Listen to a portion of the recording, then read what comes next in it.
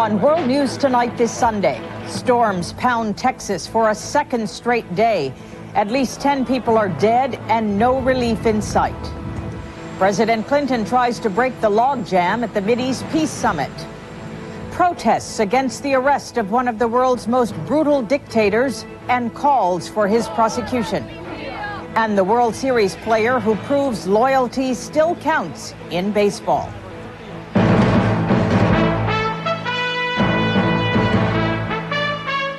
From ABC News, this is World News Tonight, Sunday. Good evening. I'm Carol Simpson. More than 200 National Guard troops have been called out in Texas after 2 days of violent storms. The death toll today rose to 10. A man was killed this morning when a tornado hit his mobile home near Houston, and 2 more flood victims were found today near San Antonio. ABC's Erin Hayes is there.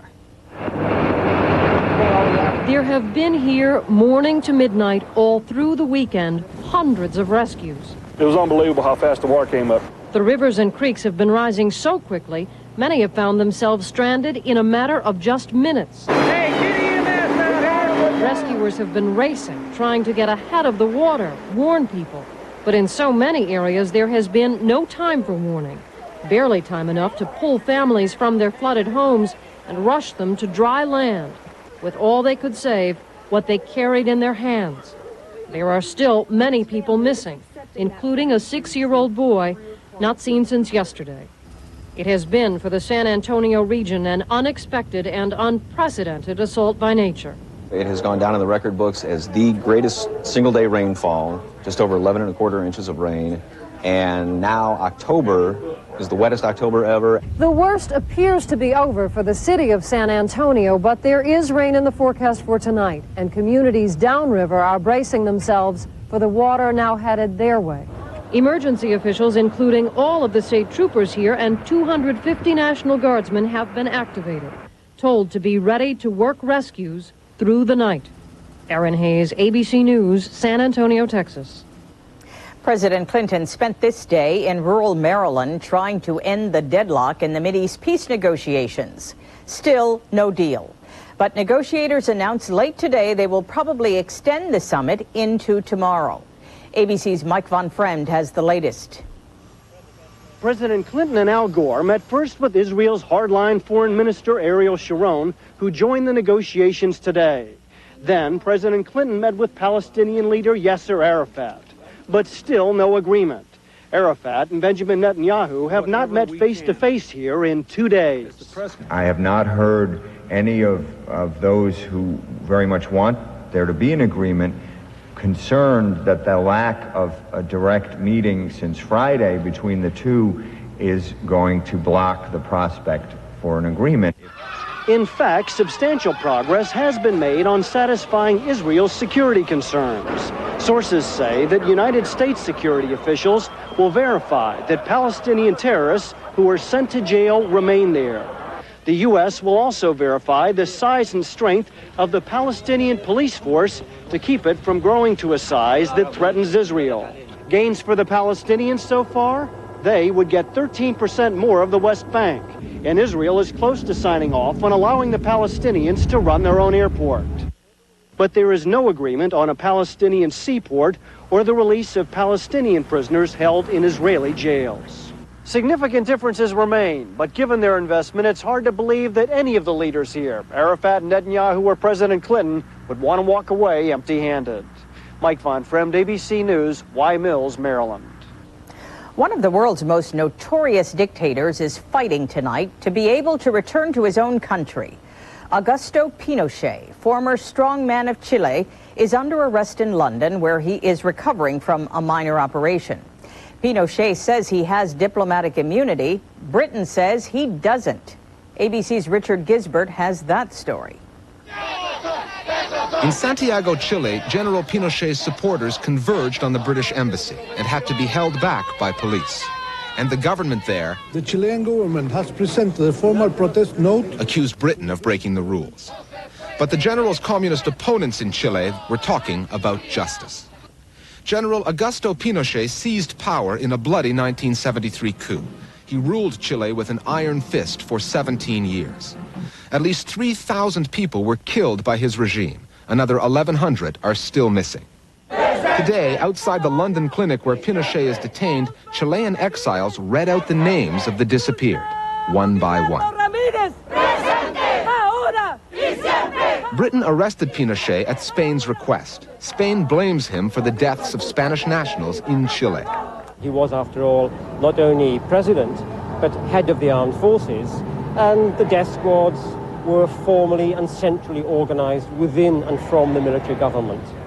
Before he gave up power, Pinochet gained immunity from prosecution in Chile. But this woman, who hasn't seen her sister since 1974 and fears she was killed, wants Pinochet prosecuted at home. I am ashamed of my country, of people, of coward people who are in power. I am extremely grateful to the British government and to the Spanish judge who have made this possible and who have shown to Pinochet that he cannot get away with his crimes. Spanish investigators plan to interrogate Pinochet. They have 40 days to make the case for his extradition. The British government says that decision will be left to the courts.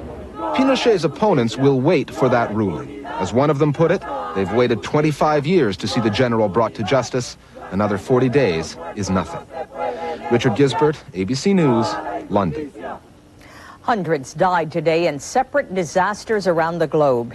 In Nigeria, up to 300 people were killed when a fuel pipeline exploded.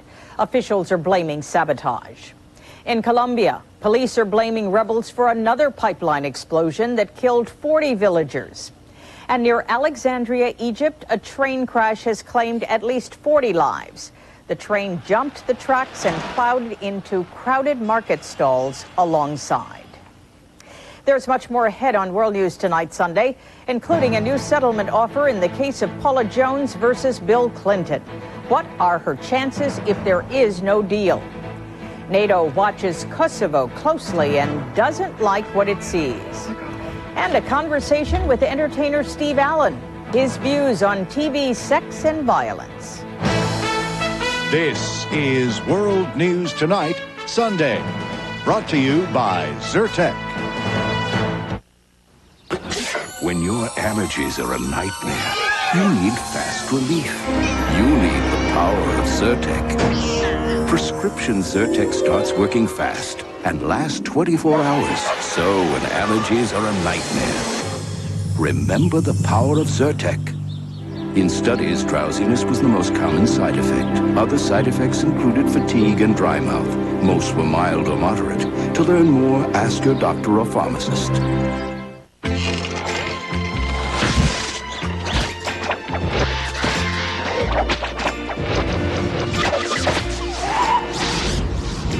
It's no mystery why millions of people have moved to the digital home entertainment of DirecTV.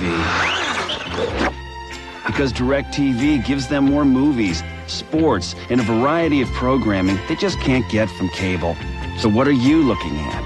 If it's not DirecTV, see your retailer for a demo today. What you eating, little brother? Chicken and stars. There's a better tasting soup. Progresso chicken noodle, all white meat chicken, bigger veggies. See the difference? Good stuff. Told ya. Nice shirt. Discover the better taste of Progresso. I can't afford to have rough hands, not with my patients. It's a great thing that this hospital uses Carrie. Carrie works 3 ways. It soothes, it moisturizes, and protects against dryness. Carrie, it's trusted therapy for dry skin. Paula Jones said this weekend she wants $2 million to drop her sexual misconduct suit against President Clinton. $1 million would come from the president himself, and that's a price tag he has rejected in the past. If the two sides cannot make a deal, a judge will consider this week whether Jones's case should be reinstated. ABC's Tim O'Brien assesses her chances. Paula Jones' sexual harassment suit was thrown out after the judge, Susan Weber Wright, ruled that even if the charges against Bill Clinton were true, Jones could not show she was adversely affected at work. I was shocked because I believed that what Mr. Clinton did to me was wrong. 3 months later, in a landmark decision involving another woman, Kimberly Ellerth, the Supreme Court ruled victims of sexual harassment do not have to prove adverse job consequences in order to sue. This Tuesday, lawyers for Paula Jones will tell a federal appeals court in St. Paul, Minnesota, Judge Wright's decision is so at odds with the Supreme Court, the Jones suit must be reinstated. That's all we're asking, is that let us go back down and let a trier of fact and actual jury hear some of these issues. But the Jones case may turn on yet another landmark ruling involving this woman, Michelle Vincent. It was in Vincent's case in 1986 that the Supreme Court first ruled sexual harassment is illegal discrimination. The court said the harassment must be severe or pervasive. In the Jones case, Judge Wright ruled the harassment Clinton is accused of was neither. Jones' lawyers disagree. Was severe or pervasive in the sense that when she went back to work, she was isolated, she was moved, she didn't get the same treatment that other women got in the office, she felt totally isolated. Jones' lawyers will also argue their lawsuit should be reinstated because the president may have committed perjury in his deposition in the case. But if the court concludes no reasonable jury could find the harassment Paula Jones alleges was severe or pervasive, then there is no case. And at least in this forum, whether the president committed perjury would be irrelevant. Tim O'Brien, ABC News at the White House. Two Goliaths do battle tomorrow in a courtroom in Washington, D.C. when the U.S. Justice Department takes on Microsoft. As ABC's Terry Moran reports, it's a fight that may have repercussions for anyone who uses a personal computer. When the Microsoft trial gets underway here tomorrow, it will open a window on the fiercely competitive behavior of a technological colossus. But the impact of this case will reach far beyond the computer industry. If the government wins, it will tell dominant firms that they must exercise more caution in dealing with competitors and with their customers. If Microsoft prevails, it gives dominant firms still greater freedom to choose pricing, product development, and promotional strategies of their own choosing. Ron Chernow, a prominent historian, sees a striking parallel between the Microsoft case and the first great antitrust battle against Standard Oil back in 1911, which led to the breakup of that monopoly. This is more and more shaping up as a case that will begin to define the rules of the game in the information age, the way that the Standard Oil case began to define the rules of the game in the industrial age. At the heart of the Microsoft case is the government's allegation that the company has illegally tied its internet browser to its Windows operating system, which is on virtually every personal computer. Microsoft's competitors say that's unfair. What's at stake for the customer, the consumer? It eliminates their choice. Microsoft executives argue that they're winning fairly in the free market and that the future of the high-tech revolution itself is under threat. There is a principle here that we believe is worth fighting for. And that's the ability to constantly innovate our products. Whatever happens in this courthouse over the next several weeks, a years-long appeals battle is certain. For consumers, that means the costs of computing and the nature of the internet could end up being determined at the Supreme Court. Terry Moran, ABC News, Washington. Still ahead on World News Tonight Sunday, slow going in Kosovo as NATO waits for the Serbs to withdraw.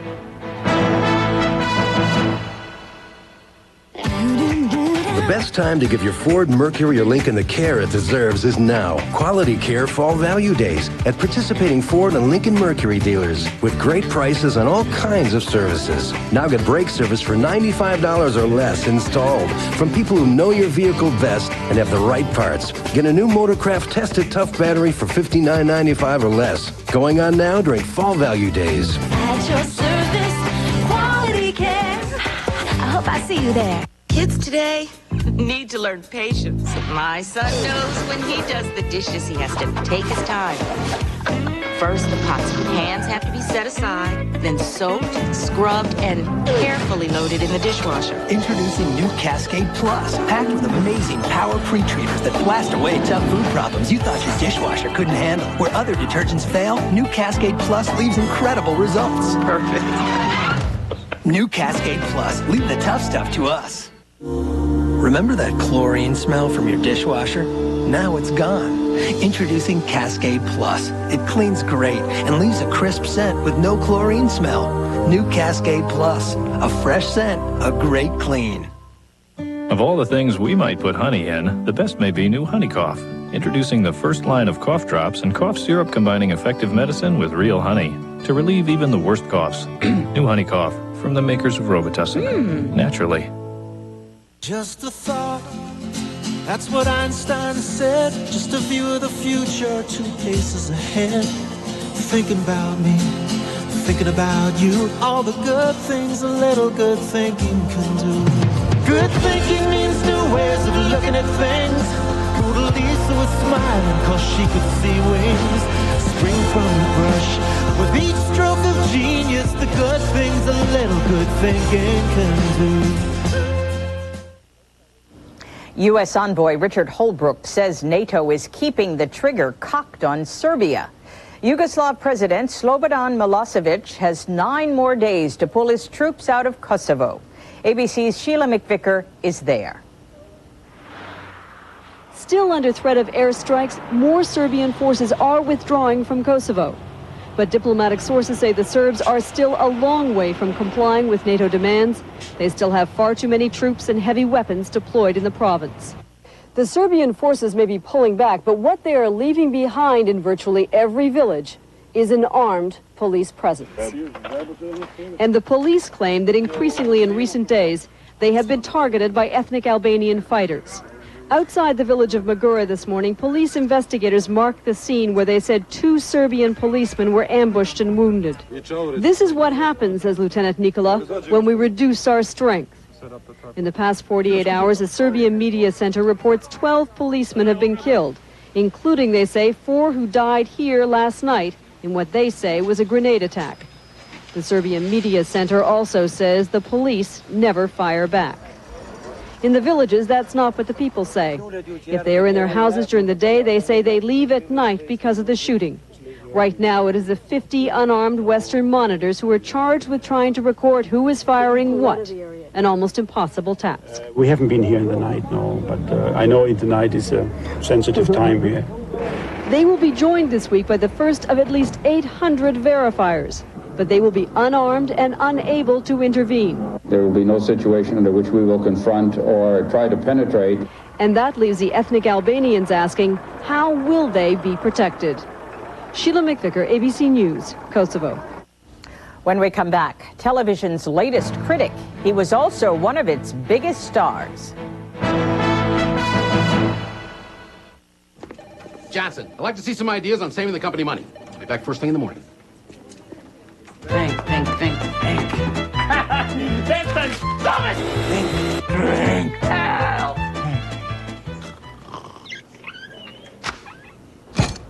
Well, Johnson, Staples. That'll save us a lot of money. You are a genius.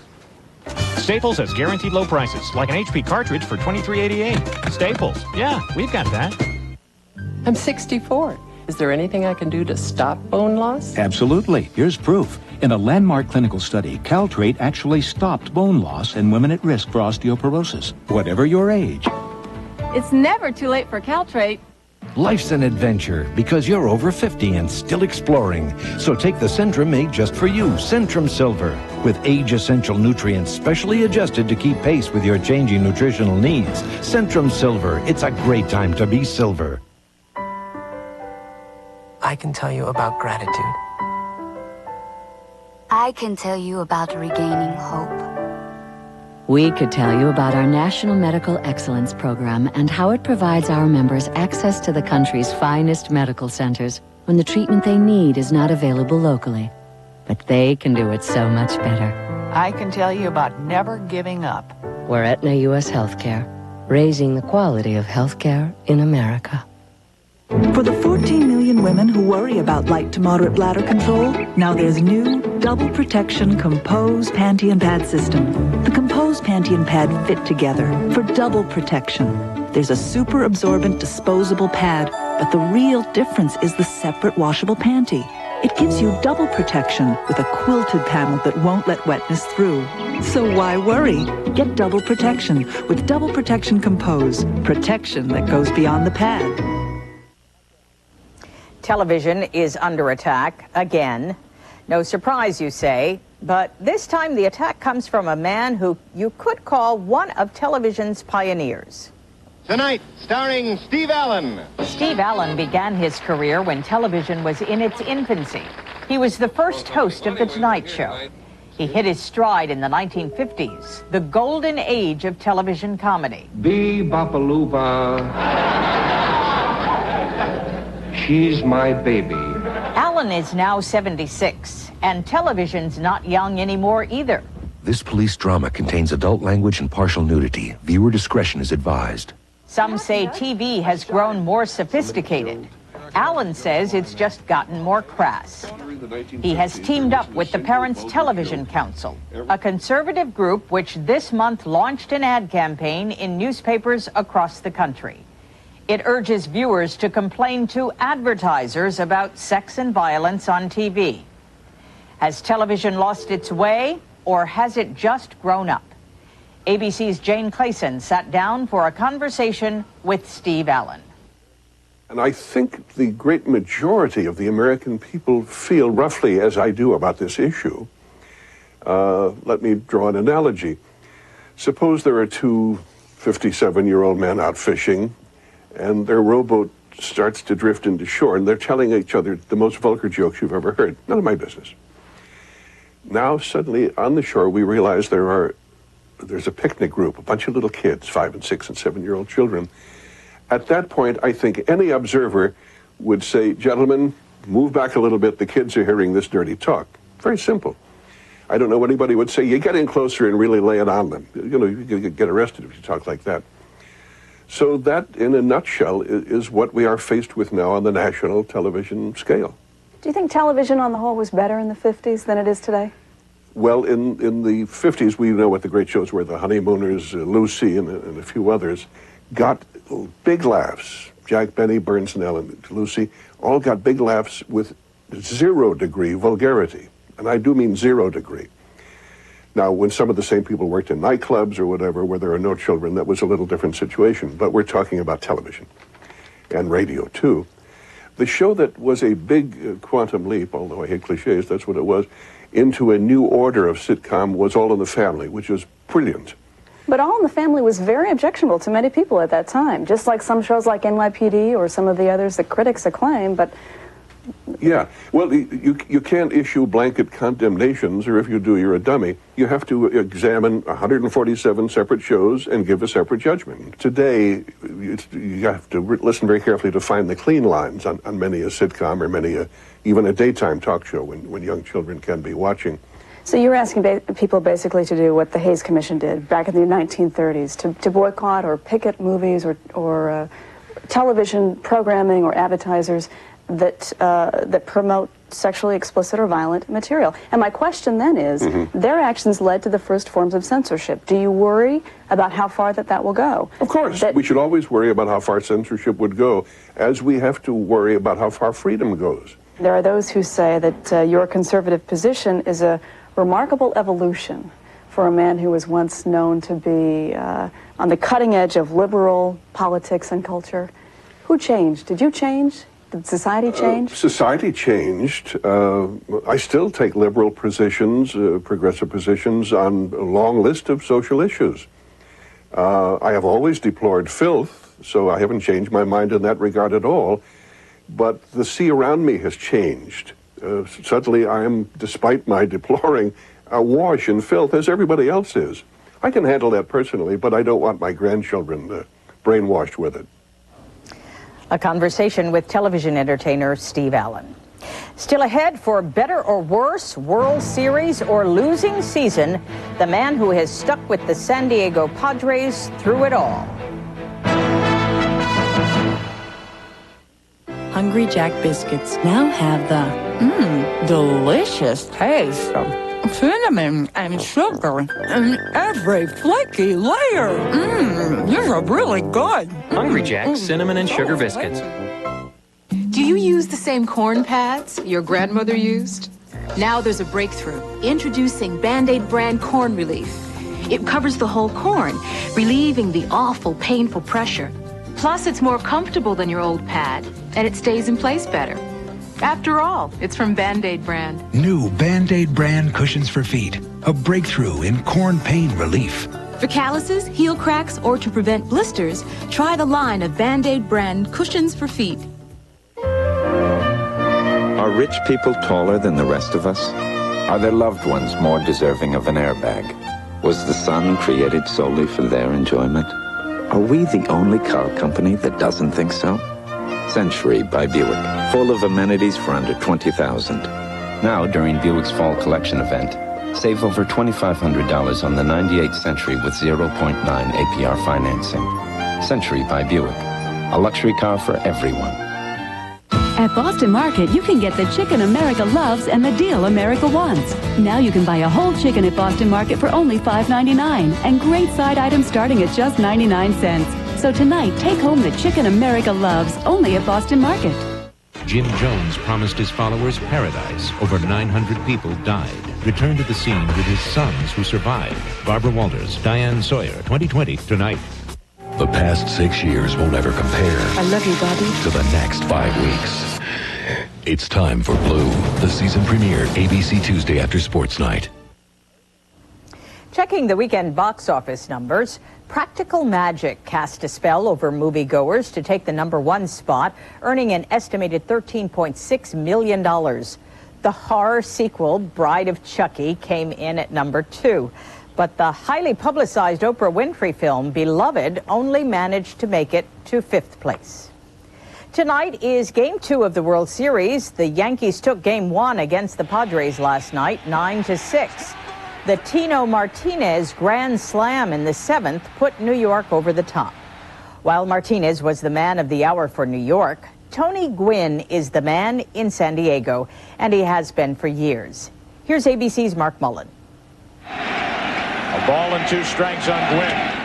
At 5'10" and more than 220 pounds, 38-year-old Tony Gwynn of the San Diego Padres may not resemble the young, chiseled movie star looks of sports heroes today, but a sports hero he is. He is going to be a Hall of Famer. He's going to be the first one from San Diego to really be classified a Hall of Fame player. The right fielder has won 5 Gold Gloves, 8 batting titles, and has almost 3,000 hits, including this 2-run homer in last night's World Series opener. But fans are loyal to Gwynn because he has been loyal to them, sticking with the Padres through thick and thin, a Padre for his entire 17-year career. When you think of the Padres, you think of Tony Gwynn, just, a baseball guy from the old school, which you don't see a lot of. He became a free agent a couple of times and chose to stay, which is, I think, a great credit to him. Through ownership changes, through a failed 1984 World Series attempt, through player upheaval, bad uniforms, and an even worse rendition of the national anthem, Gwynn always thought he should stay with the team and the city of San Diego, which gave him his start. It's gratifying, people, pulling for you, hoping for the best for you, but, I guess because I've been here a long time, because I've done everything I've done in a Padre uniform. And when Gwynn wasn't in a uniform, he was often in a San Diego neighborhood helping the community. Everybody wants him to get a championship, and we're hoping we can do that for him this year. A World Series win for the Padres would be great payback for Gwynn. San Diego will have a chance to tie it up tonight. Mark Mullen, ABC News, New York. And that's World News Tonight, Sunday. Later tonight, watch 2020 Sunday with Barbara Walters and Diane Sawyer. And tomorrow on Good Morning America, the latest on the Mideast peace talks. I'm Carol Simpson. Have a good week and good night. This week, what Americans might learn about living a better life from an island in Greece, a village in Japan, and a congregation of laughers in India. On World News Tonight. Once he was her teacher.